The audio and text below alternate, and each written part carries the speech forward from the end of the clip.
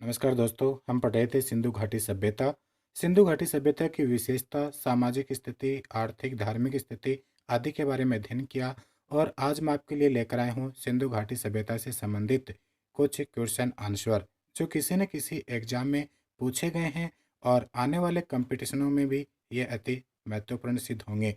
तो मैं आपको कोई देर किए बगैर आज के क्वेश्चन शुरू करता हूँ कि सिंधु सभ्यता को इतिहास के किस काल में माना जाता है। यानी कि सिंधु घाटी सभ्यता को इतिहास के किस काल के अंदर रखा गया है। इतिहास को तीन कालों के अंदर बांटा गया है, एक प्रागैतिहासिक काल, एक आद्य ऐतिहासिक काल और एक ऐतिहासिक काल। तो सिंधु घाटी सभ्यता को किस काल के अंदर रखेंगे? आद्य ऐतिहासिक काल। अब आप पूछोगे कि सर इनको किन आधार पर तीन कालों का विभाजन किया गया है। तो यानी कि सबसे पहले प्रागैतिहासिक काल लेते हैं कि प्रागैतिहासिक काल वह समय है जिसका उत्खनन करने से कुछ सामग्री प्राप्त हुई है और उस सामग्री के आधार पर ही इतिहास का पुनर्निर्माण किया गया है। तो वह कौन सा काल कहलाएगा? प्रागैतिहासिक काल। यानी कि लिखित कोई भी सामग्री हमें प्राप्त नहीं होती है, केवल उत्खनन से प्राप्त सामग्री के आधार पर इतिहास का पुनर्निर्माण किया गया है। जैसे पाषाण काल, ताम्र पाषाण काल, ये प्रागैतिहासिक काल के महत्वपूर्ण इतिहास के काल माने जाते हैं। आदि ऐतिहासिक काल कि वह समय जिससे पुरातत्व सामग्री यानी कि उत्खनन से प्राप्त सामग्री और लिखित सामग्री भी प्राप्त होती है, लेकिन उस लिखित सामग्री से किसी प्रकार का कोई अर्थ नहीं निकाला गया है, कि कोई निष्कर्ष नहीं निकला है कि ये क्या लिखा है, क्या नहीं लिखा है। उस समय को किस काल के अंदर रखेंगे? आदि ऐतिहासिक काल के अंदर, जिस प्रकार सिंधु घाटी सभ्यता। ऐतिहासिक काल कि वह समय जि, जिसके अंदर पुरातात्विक सामग्री और लिखित साहित्य भी हमें प्राप्त होता है, तो उसको हम किस में रखेंगे? ऐतिहासिक काल के अंदर। यानी कि हमारे भारत के अंदर मौर्य साम्राज्य से लेकर और वर्तमान तक का जो समय है वह ऐतिहासिक काल के अंदर रखा जाता है, क्योंकि वहां से लिखित सामग्री प्राप्त होती है और उस लिखित सामग्री के आधार के ऊपर इतिहास का पुनर्निर्माण भी किया जा सकता है। तो इस आधार पर तीन कालों में बांटा गया है, प्रागैतिहासिक काल, आद्य ऐतिहासिक काल और ऐतिहासिक काल।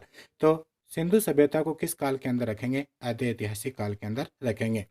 अगला क्वेश्चन है, सिंधु सभ्यता के लोग किस धातु से परिचित नहीं थे? कौन सी धातु थी जिससे परिचित नहीं थे? और वह धातु थी लोहा। यानी कि वह लोहे से बिल्कुल भी परिचित नहीं थे।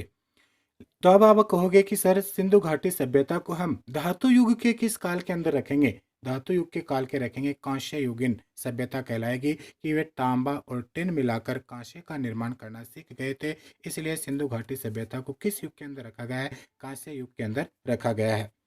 प्रश्न नंबर अगला है कि सिंधु सभ्यता की लिपि किस प्रकार की थी?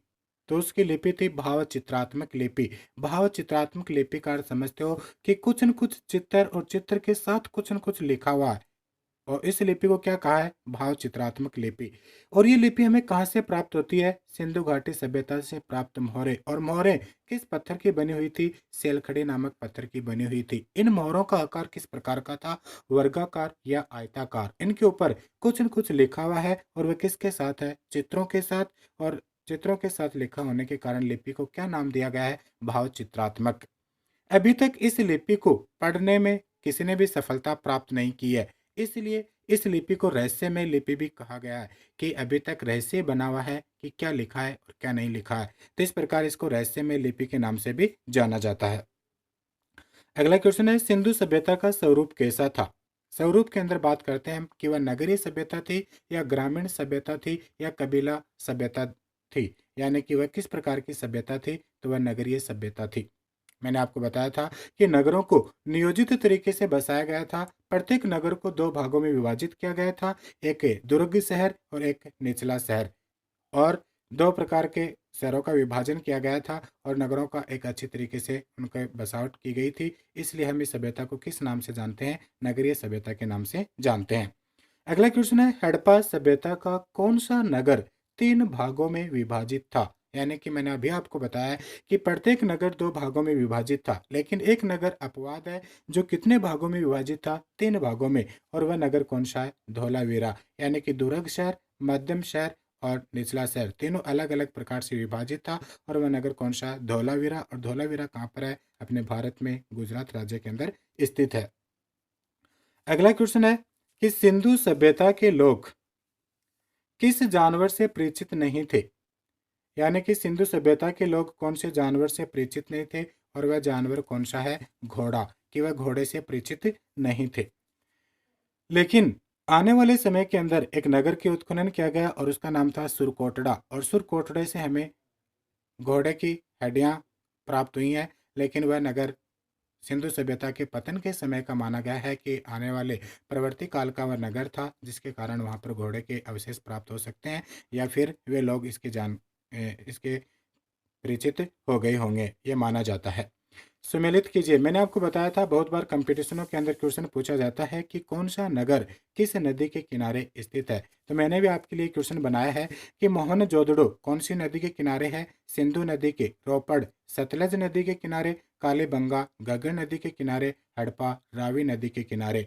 मोहनजोदड़ो पाकिस्तान के अंदर किस प्रांत के अंदर है? सिंध प्रांत में। रोपड़ भारत के अंदर पंजाब प्रांत में। कालीबंगा भारत के अंदर राजस्थान प्रांत में। और हड़प्पा पाकिस्तान के पंजाब प्रांत में।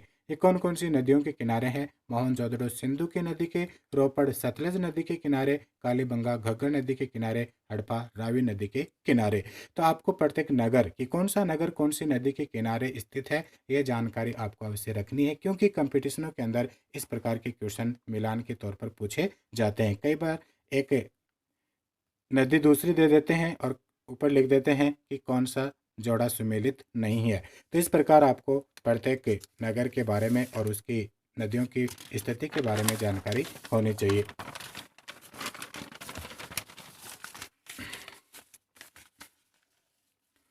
अगला क्वेश्चन हम लेंगे, सिंधु सभ्यता के लोग किसकी पूजा करते थे?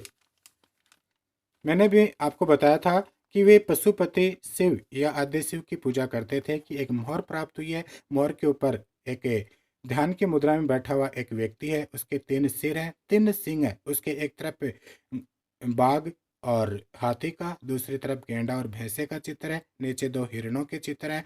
तो इस आधार पर यानी कि उसका उत्खनन किया गया और उस मोहर के ऊपर जो वह व्यक्ति प्राप्त होता है, उस व्यक्ति को नाम दिया जॉन मॉर्सल ने आद्य शिव।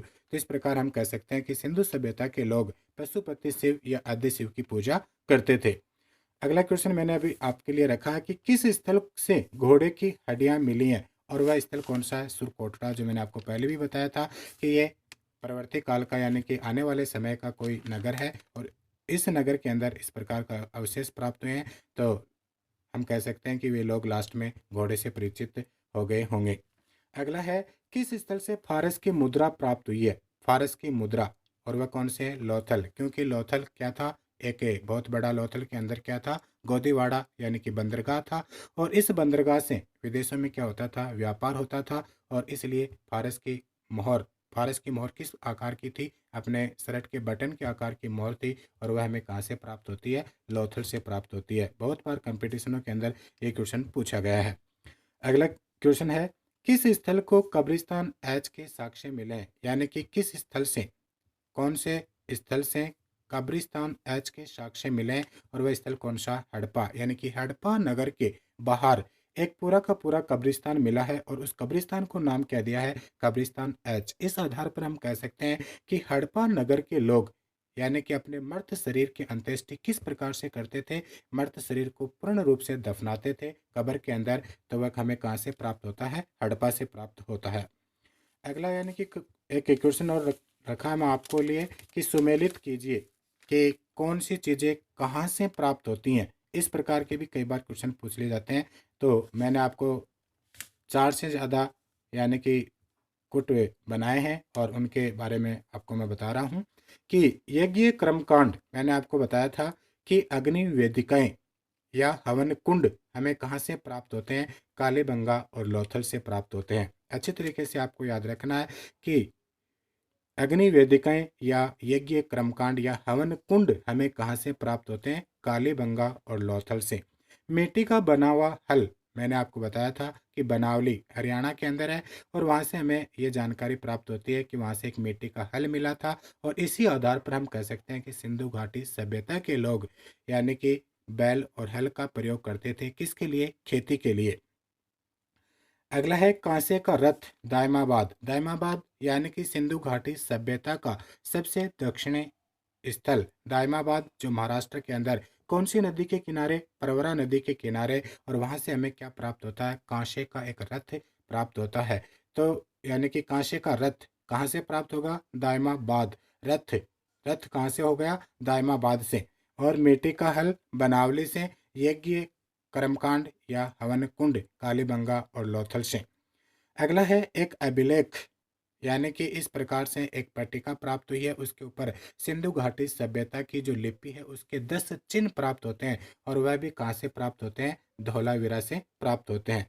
कर्मकारों का निवास, यानी कार्य करने वाले मजदूरों की बस्ती बनाई गई थी, और वह हमें कहाँ से प्राप्त होती है? हड़प्पा से। मन्नाकारी के अवशेष, यानी कि मन के बनाने के अवशेष या कारखाने हमें कहाँ से प्राप्त होते हैं? चनहोदड़ों से, जो मैंने आपको पहले भी बताया था। नर्तकी की मूर्ति, यानी कि नृत्य करते हुए नारी की मूर्ति प्राप्त होती है कहाँ से? मोहनजोदड़ो से। तांबे की मानव आकृति, एक मनुष्य की आकृति है तांबे की बनी हुई, वह कहाँ से प्राप्त होती है? हड़प्पा से। और एक स्टेडियम प्राप्त होता है, वह कहाँ से प्राप्त होता है? जूनी कुरान से। तो इस प्रकार से बहुत सारे महत्वपूर्ण ये चीज़ें हैं, और ये कौन कौन से नगरों से हमें प्राप्त हुई हैं इसके बारे में भी आपको अच्छी तरीके से जानकारी होनी चाहिए। बहुत बार कंपटीशनों में सीधा क्वेश्चन भी पूछ लेते हैं, और कई बार कुट वाला क्वेश्चन भी पूछ लेते हैं, तो आपके लिए अति महत्वपूर्ण सिद्ध होंगे।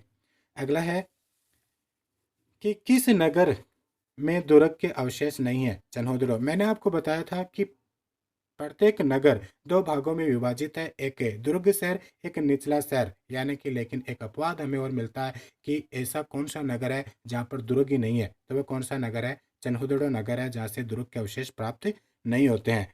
तो अच्छी तरीके से याद रखना कि चन्होदड़ो नगर से दुर्ग के अवशेष प्राप्त नहीं होते हैं। प्रत्येक नगर दो भागों में विभाजित है, लेकिन और प्रत्येक दुर्ग कितने, यानी कि एक दीवार से सुरक्षित किया गया है, लेकिन कालीबंगा उसके दोनों नगर, यानी कि दुर्ग नगर और निचला शहर दोनों को, यानी कि ईंटों की दीवार से घेरा गया। और एक नगर ऐसा है जो 3 भागों में विभाजित है, वह कौन सा है? धौलावीरा। और एक नगर ऐसा है जिसे कोई दुर्ग नहीं मिला, वह कौन सा है? चन्होदड़ो। और बाकी सभी नगरों के अंदर क्या प्राप्त होता है कि प्रत्येक नगर 2 भागों के अंदर विभाजित था।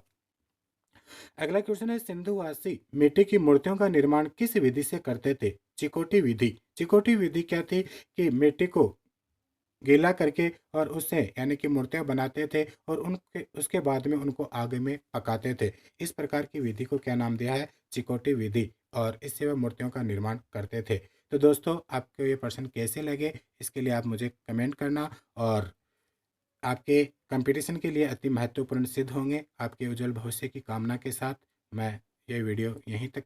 जय हिंद, जय भारत। और अब हम अगला टॉपिक नया शुरू करेंगे।